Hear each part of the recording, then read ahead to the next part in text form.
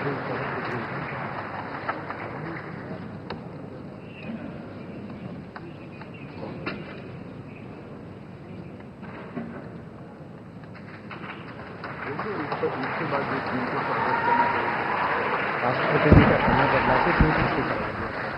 NDA के साथी स्वागत करना चाहते हैं वो आगे आ सकते हैं और बाकी भी जो फिर पार्टी के वरिष्ठ नेता भी स्वागत करना चाहते हैं वो आगे आ सकते हैं।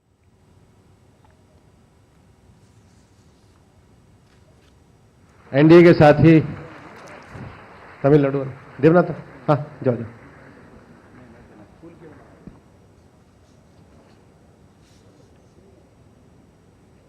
एनडीए के साथी या वरिष्ठ नेता जो स्वागत के लिए आए हैं वो एक आगे धीरे धीरे जा सकते हैं।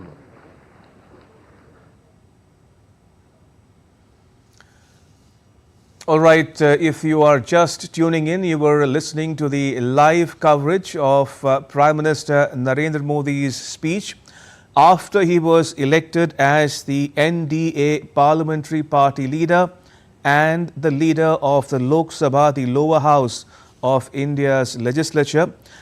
He described the NDA as an organic alliance, a cohesive one, as compared to the opposition alliance that comprises disparate groups with no cohesion.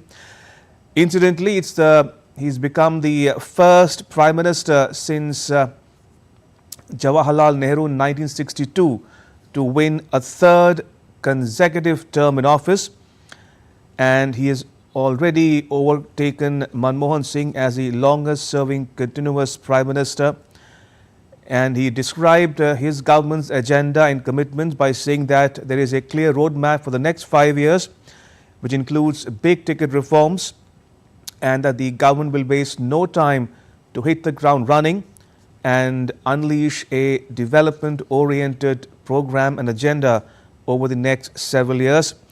He also spoke about the acronym NDA, saying the vote for NDA was a vote for New India, Developed India and Aspirational India. He went on to say that the government will stay the course and will continue to undertake reforms for the benefit of the country's economy and the people alike. He also spoke about his government's foreign policy agenda. He says India cannot live in isolation. India has become a friend of the world, which means Vishwa Bandhu in Hindi. And he said India's successful foreign policy has delivered good results for the country over the last 10 years. Right, as we watch these visuals coming to you from the Central Hall of India's old Parliament building in New Delhi, we'll try to get you the latest reactions from various political parties and their leaders, as well as ground reports from our correspondents covering the developments in Parliament and outside of it as well. Just to recap for the benefit of viewers tuning in right now, Prime Minister Narendra Modi has been elected the NDA Parliamentary Party leader and also the leader of the Lok Sabha, the lower house of India's Parliament, and he is set to take oath for a third consecutive term later this week.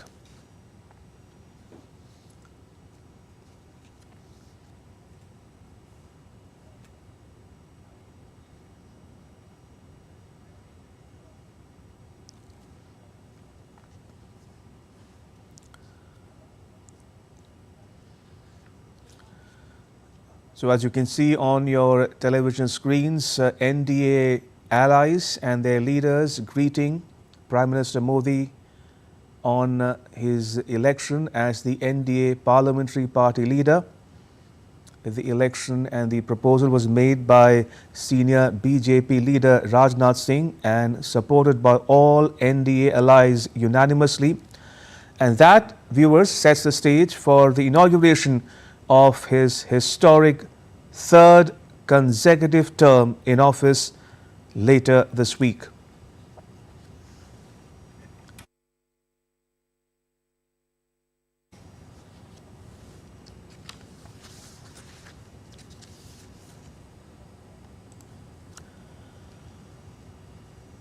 Right, again for the benefit of viewers tuning in, the NDA members have met in New Delhi and they unanimously supported Narendra Modi as the leader of the alliance and leader of the Lok Sabha, the lower chamber of India's legislature.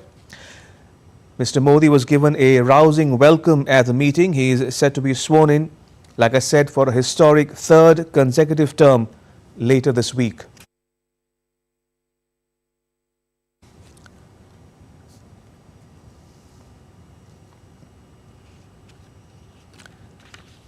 We can see the NDA leaders, BJP leaders included, meeting and greeting Mr. Modi on his election as the NDA parliamentary party leader, followed by his address to the members present in the Central Hall of India's old Parliament building, where he outlined his government's agenda and priorities for the next 5 years.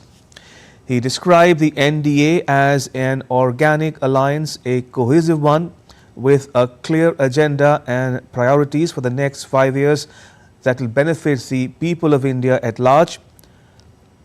He spoke about a roadmap for his government, which will include big ticket reforms, be it economy or foreign policy or any other sector. He said the government will hit the ground running and waste no time to unleash a development-oriented program that will benefit the people of the country at large. He also spoke about an idea, a program close to his own heart. On the occasion of World Environment Day, he said that he planted a tree and wanted to encourage others as well to plant a sapling, a tree in their mother's name, to encourage people to go for green environment and green campaign. Right, we are told that we're joined by our colleagues who are covering the developments on the ground. Joining me now is my colleague Dibyendu Mondal. Dibyendu, talk to us about the key takeaways from that NDA meeting in the Central Hall of India's old Parliament building in New Delhi. What did the leaders have to say? How did that proposal come about? And the key takeaways from the Prime Minister's address as well.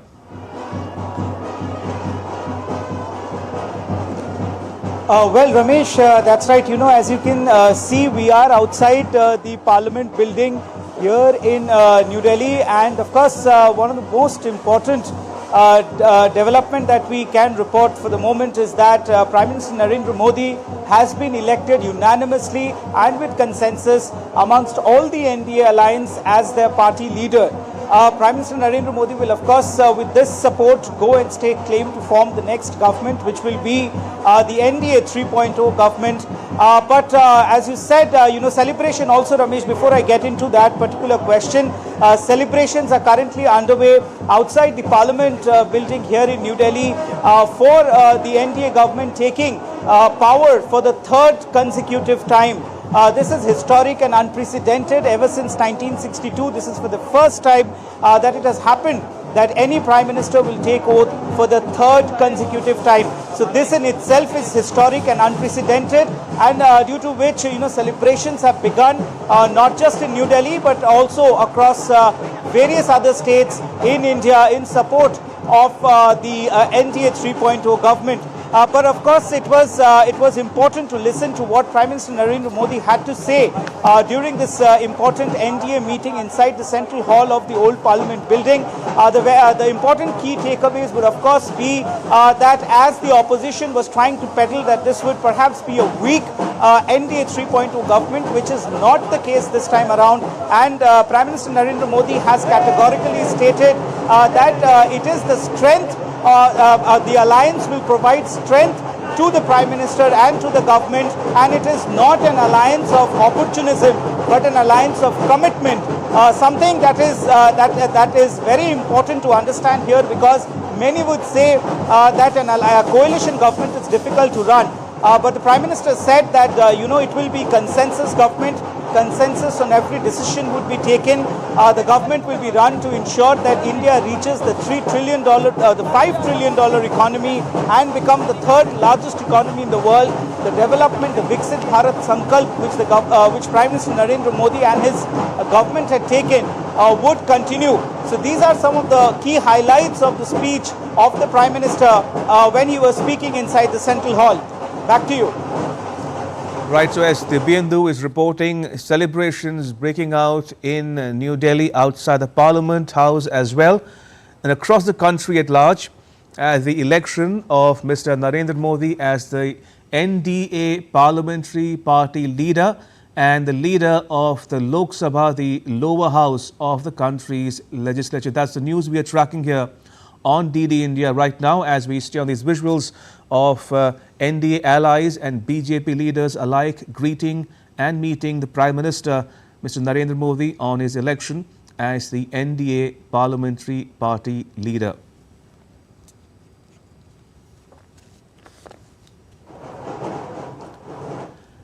Right, Dibyendu, if you are still with us while we are watching these visuals of leaders meeting and greeting the Prime Minister, why don't you also talk to our viewers about the inauguration ceremony of Prime Minister Narendra Modi? When will it be held and who all have been invited for it? I'm unable to hear you if you could.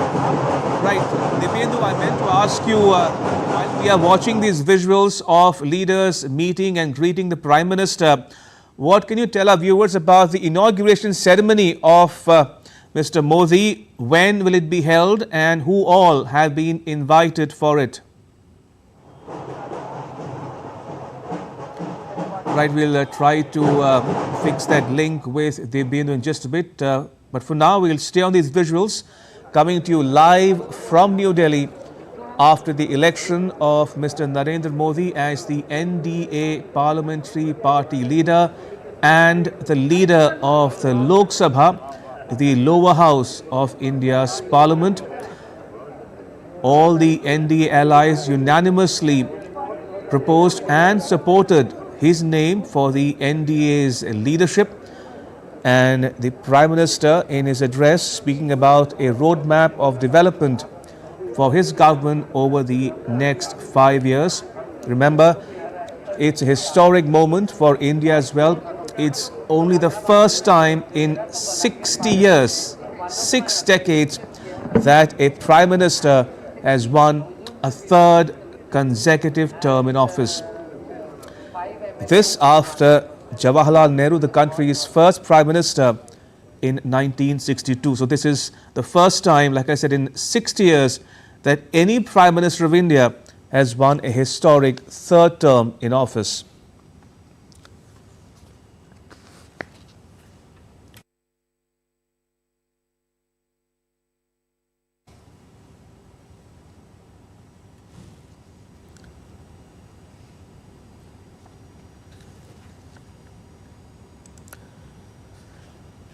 So if you're just tuning in, we've seen the election of Mr. Narendra Modi as the NDA Parliamentary Party leader.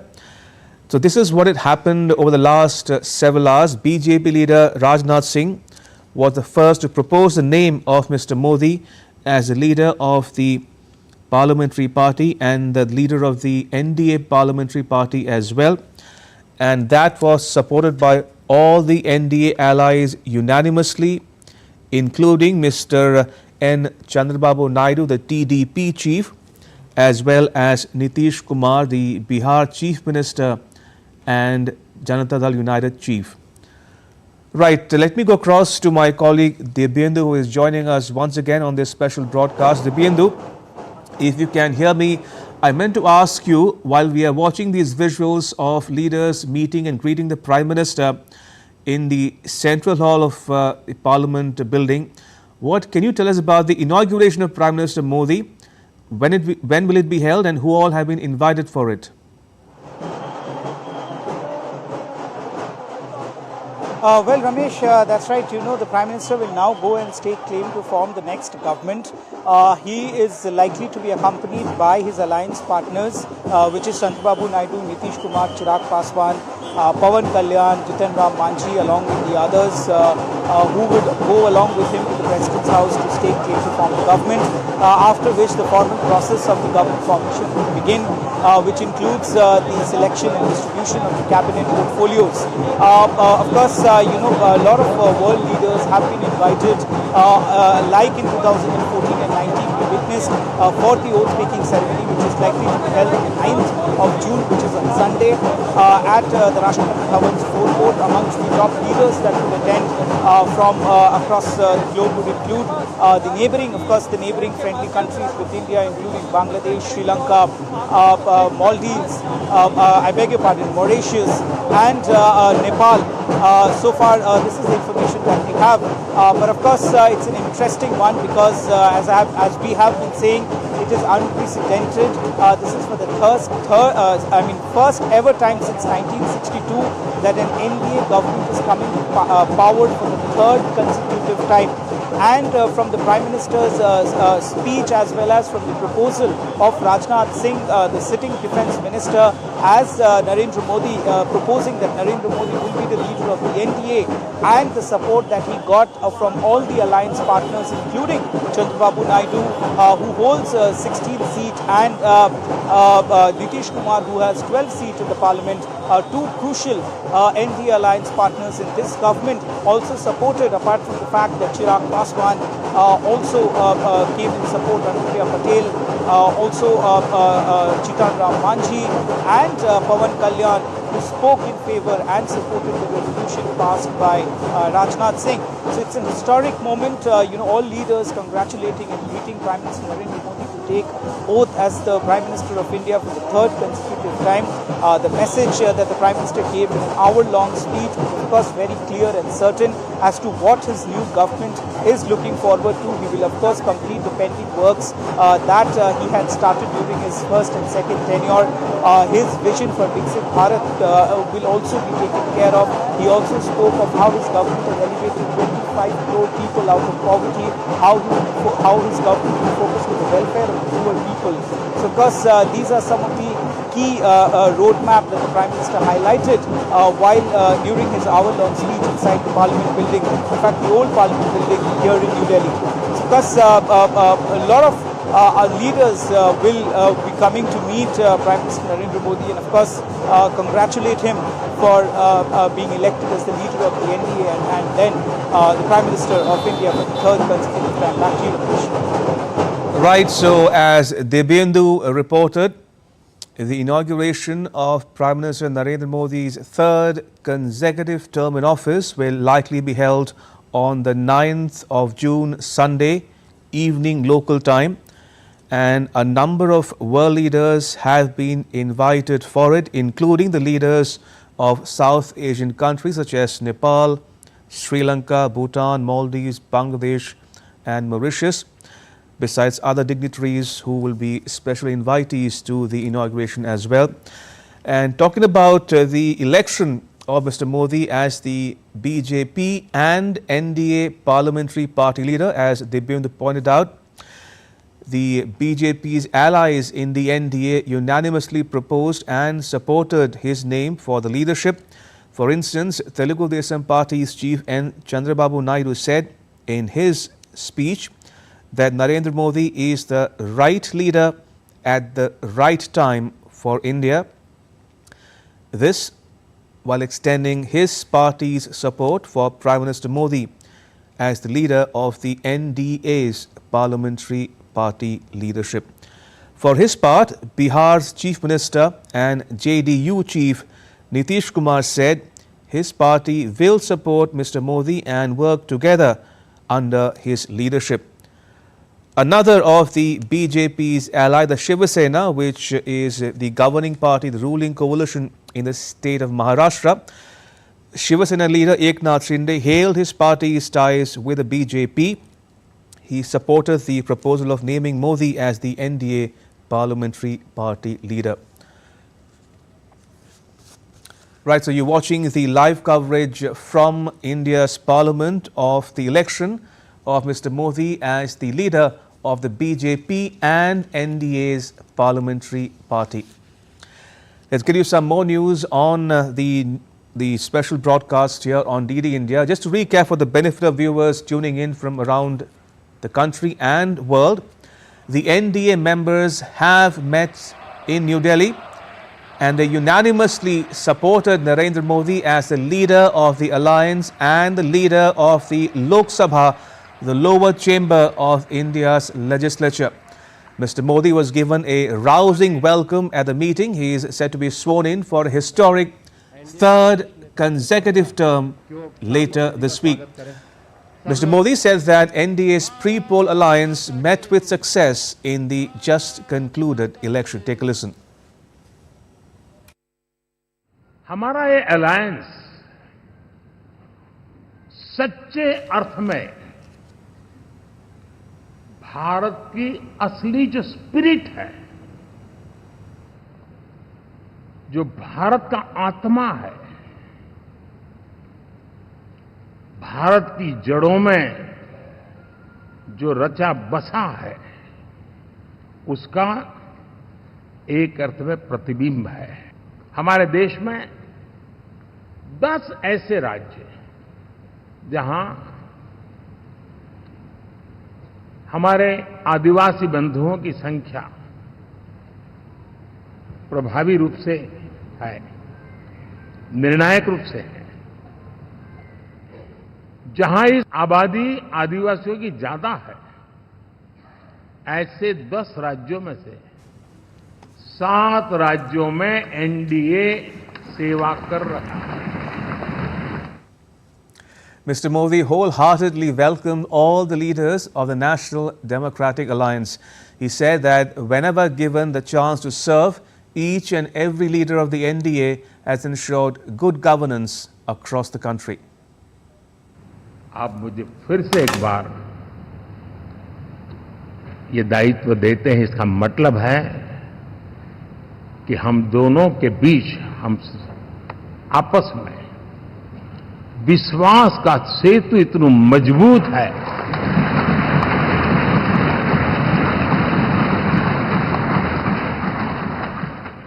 ये अटूट रिश्ता विश्वास की मजबूत धरातल पर है और ये सबसे बड़ी पूंजी होता है और इसलिए ये पल मेरे लिए भावुक करने वाले भी है और आप सबके प्रति जितना धन्यवाद करूं उतना कम है. And Mr. Modi went on to reiterate the party's collective efforts for the betterment of the country. He stressed that the strongest alliance government would work unanimously to move the country forward. हमने बहुमत हासिल किया है और मैं कई बार कह चुका हूं, शब्द अलग होंगे लेकिन मेरे भाव उसमें एक सातत्य है. सरकार चलाने के लिए बहुमत आवश्यक है. लोकतंत्र का वही एक सिद्धांत है. लेकिन देश चलाने के लिए सर्वमत बहुत जरूरी होता है.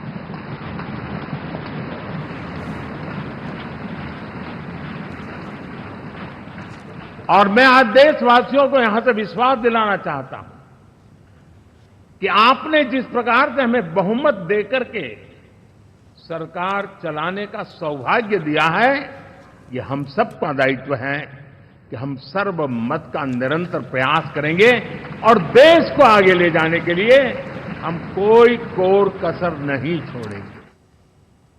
Or let me get you some more news from India now. India's central bank, the Reserve Bank of India, has kept the interest rate unchanged at 6.5% for the 8th time in a row. Announcing the second bi-monthly monetary policy for the current financial year, RBI Governor Shaktikanta Das said the Monetary Policy Committee decided to keep the repo rate unchanged at 6.5%. The repo rate is the interest rate at which the Reserve Bank of India loans money to commercial banks. Detailed assessment of the evolving macroeconomic and financial developments and the outlook, the MPC decided by a 4:2 majority to keep the policy repo rate unchanged at 6.5%. Consequently, the standing deposit facility, that is SDF, rate remains at 6.25% and the marginal standing facility, that is MSF rate, and the bank rate at 6.75%. Right, joining me from Mumbai is my colleague Shyama Mishra. Shyama, what more can you tell us about the pronouncements by India's central bank governor? I believe you have a guest joining you to break it down for our viewers. Yes, Ramesh, rightly said that this is the 8th consecutive time when Reserve Bank of India has not made any changes and it is staying on status quo at 6.5%. And this was largely on expected lines. We are also seeing an upward revision in the GDP forecast for the FY25, which is a good sign from here because we were expecting that there will be changes in the upward side because recently we have gotten the data of GDP and it is up, it's more than 8%. So it's a good sign. You have mentioned that we have the guest. So we have Sanjay Mariwala. He is the president-elect of IMC Chamber of Commerce and Industry.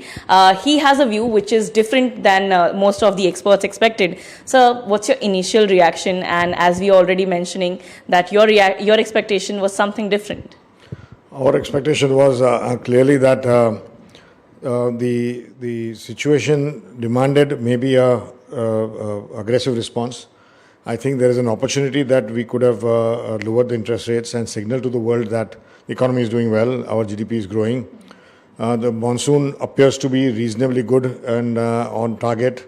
Maybe marginally late, but at least the expectations are that we'll get an adequate monsoon, which will help lower the food inflation and inflation of food prices, because the largest inflation factor is today food prices.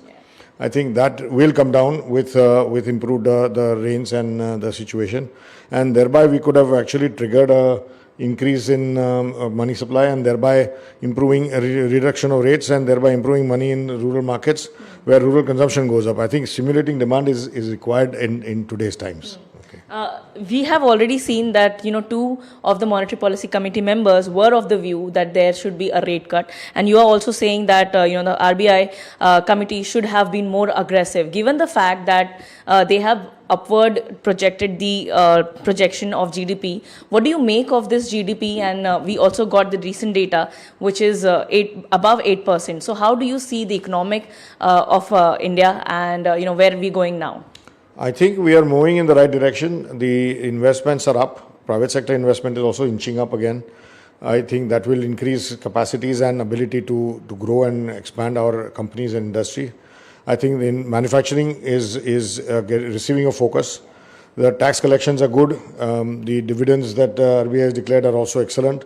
This gives enough money to the government to spend on infrastructure and other industries of essential nature, and this will give the private sector also a boost to put in more capital and capex in the ground, which means that GDP growth rate will continue, and I think the next year could only be better. Okay. Lastly, if not this time around, when do you expect the rate cuts would start to begin? We believe that perhaps the RBI was a bit concerned about the oil prices, as well as it's still too early. The government is not yet fully formed. As soon as the government is formed, perhaps the next policy, they should possibly take a positive action, is what we are expecting. All right. Thank you very much, sir. Ramesh, Sanjay ji is saying definitely that, a rate cut should have already been on the table. But if not this time, then we may expect it from the next policy review. But we are also of the view that as and when the monsoon progresses and covers the entire country and the Kharif sowing begins, the Kharif production comes out, the inflation is more or less likely to come down, and that's where the RBI will get some comfort. And once it comes in the target range of 4%, RBI is definitely to lower the interest rates. Back to you. Right, Shyama, thank you. I should also thank Mr. Sanjay Mariwala, the president-elect of an industry body in Mumbai, for joining us as well. Right, moving on to some global news now. Voting is underway in European Union's parliament election, with far-right parties expected to make major gains.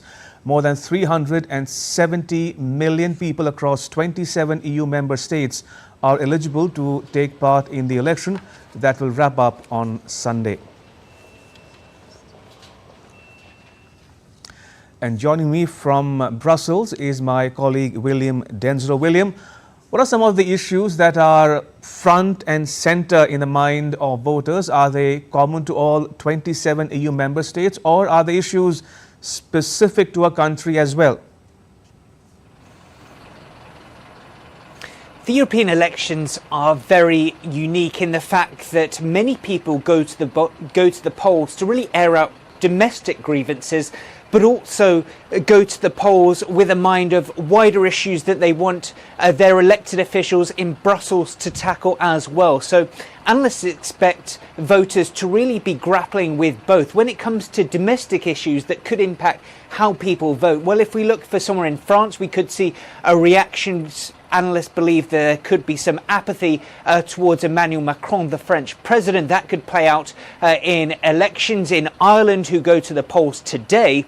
Well, the housing crisis could very much be front and centre in the minds of many voters. If we look at somewhere like Spain, there's been a political scandal involving the Prime Minister there, so that could have an influence.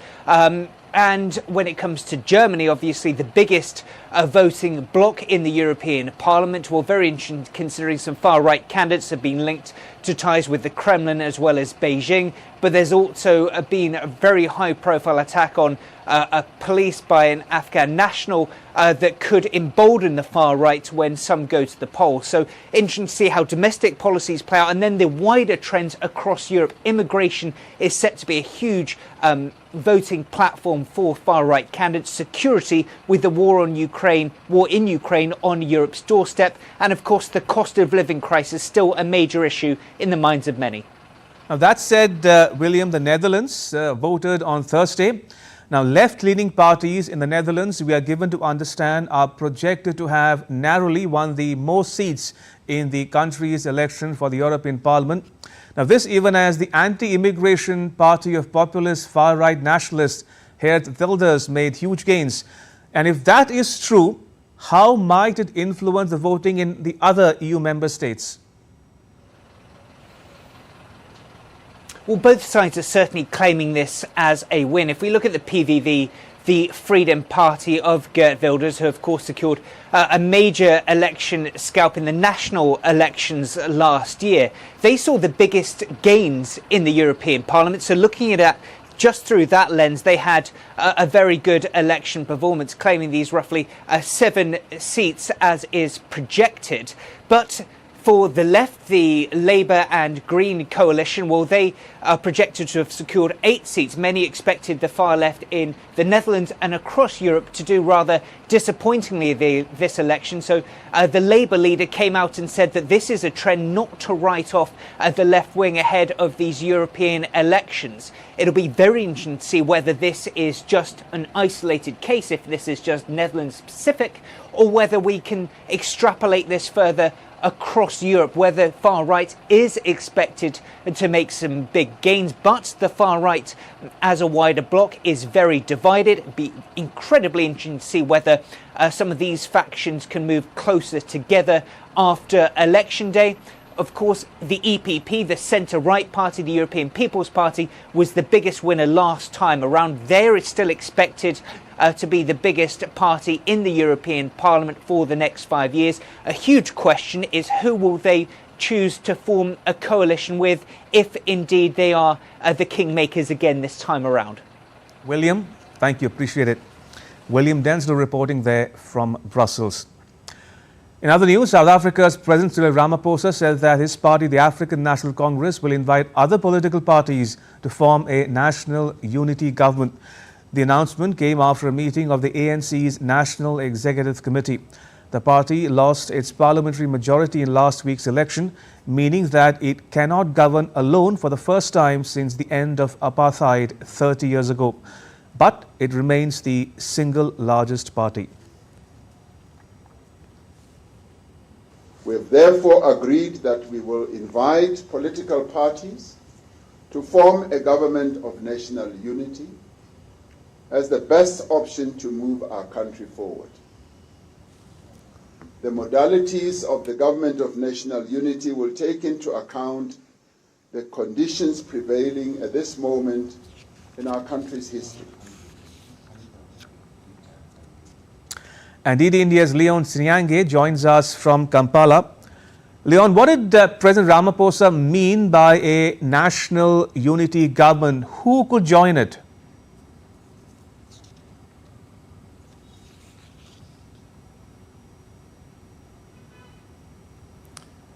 Well, definitely this is a very delicate situation for the ANC, and given the fact that the 2024 election was billed as one that would be the toughest for the party, indeed it turned out to be, and here they are dancing the coalition dance. And ultimately, the parties that have been signaled out that could form the national government of unity, there is the Democratic Alliance, which came second in the polls just last week, and of course with a majority of about 87 seats in the National Assembly, but just also the EFF, the Economic Freedom Fighters, headed by Julius Malema, one of the parties that has consistently been up against the ANC in their policies and ideologies therein. So the conversation may be majorly among those two, but others have been considered. The IFF, the Nkata Freedom IFP, the Nkata Freedom Party therein also being put to the conversation. The Patriotic Alliance too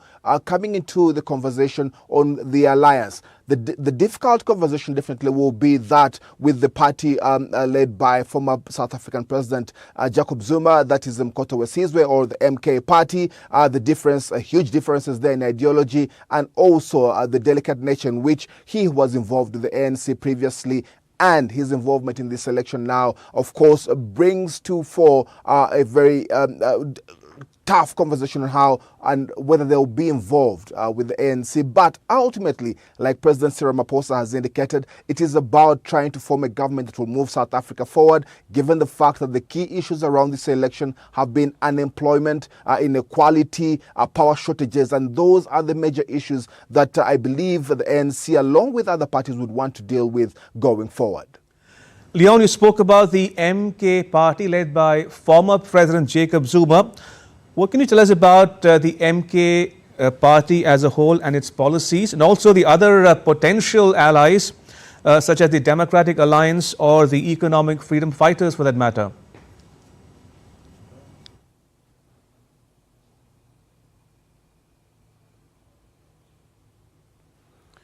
Well, definitely the MK party is one of the parties, or if not, the major party that has been the most spoken about through this electoral process. Only recently coming into a full effectiveness in December of last year, and within 6 months managed to hit third place in the polls.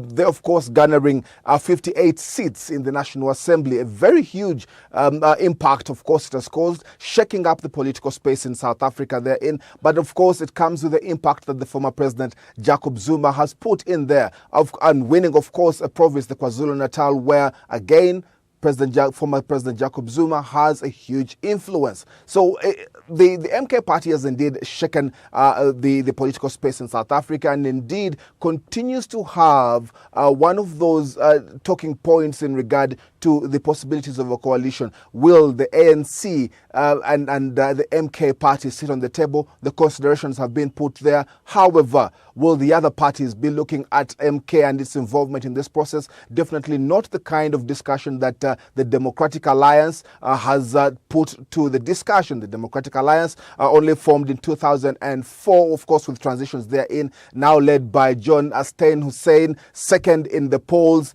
87 seats in the National Assembly, and consistently pushing the ANC and the polls all through the last several years, has much of a say, and seems seems to be the kind of party that would dictate more of the narrative in terms of the coalition. Of course, its ideologies around the political and social challenges that before South Africa. Will it again have the discussion with the ANC? It is the front party in this particular situation. The other party is the EFF, the Economic Freedom Fighters, led by Julius Malema, consistently been a critic of the ANC and the controversies that have surrounded his ideology around this party. But they've taken a beating through the 2024 election, coming there fourth in the polls. And of course, humble pie in this situation where the EFF seems to suggest that it is open to the discussion of the coalition. But of course, the modalities of how this will play out is what remains critical. What will the implementation be like? What will the policies governing the coalition will be like? So ultimately, it is still work on the hands of the ANC and even still the South Africans to pave a way forward for the direction politically that they intend to take. All right, we'll leave it there. Leon, thank you. Leon Senyange reporting there from Kampala. To business news now, take a look at how a US company, NVIDIA, emerged as the world's second most valuable firm, overtaking Apple. First and foremost is the high demand for AI chips. NVIDIA has emerged as a dominant player in the market. It has a partnership with the Taiwan Semiconductor Manufacturing Company Limited, or TSMC. Virtually all artificial intelligence applications such as OpenAI's ChatGPT are powered by NVIDIA's high-end chips. NVIDIA has been quick to adapt to newer innovations. Earlier, it emerged as a leading player in the crypto market.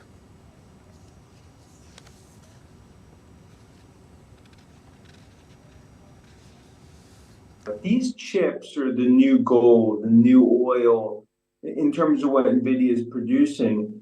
And it's enabling enterprises and consumers to access applications and data they've never been able to access. And that's why it's really creating what's an AI revolution across tech. In some other news, the iconic Olympic rings were seen at the base of the Eiffel Tower in Paris on Thursday, a day before they are set to be mounted on the city's landmark. The Eiffel Tower will be a central part of the Paris Olympics, marking the 38-kilometer point of the marathon, while the beach volleyball event will be held at its base. The Olympic flame will be positioned near the Louvre Museum.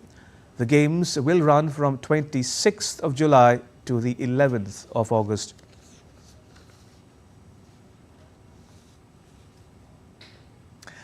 And with that, it's a wrap on this edition of DD India News Up. For those of you on the go, you can get all the latest news and updates on the DD India mobile app. The app is available on both Android and iOS platforms. You can scan the QR code on the screen to download it. And let us know your thoughts on the news of the day. You can connect with us on Facebook, X and Instagram. You can also check out our website ddindia.co.in. We'll be back with more news as it breaks here on DD India. I'm Ramesh Ramachandran. All of us here in New Delhi, thanks for watching DD India News Hour.